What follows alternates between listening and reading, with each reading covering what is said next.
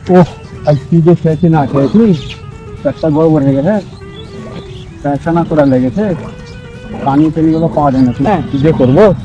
পায়খানা লেগে খুব ওহ এই তো পানি এটাই দিয়ে পায়খানা করে দেবো নাকি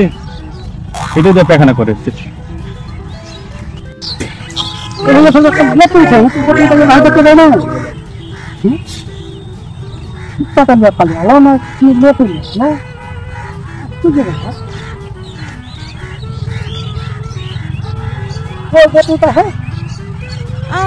মাথাই খারাপ হয়ে যায়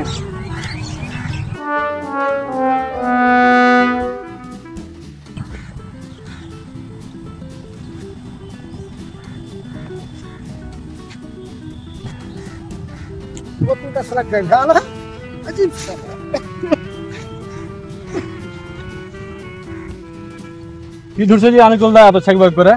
আরে কইছি সেটা করে একটা চালের বোতল খেয়েছি খানখানিতে পানি দিবে মনে করুন ঠান্ডা সুচাল পানি কি বলতে হয় এক বোতল চাল এনে খেয়েছিল তখন দেখতে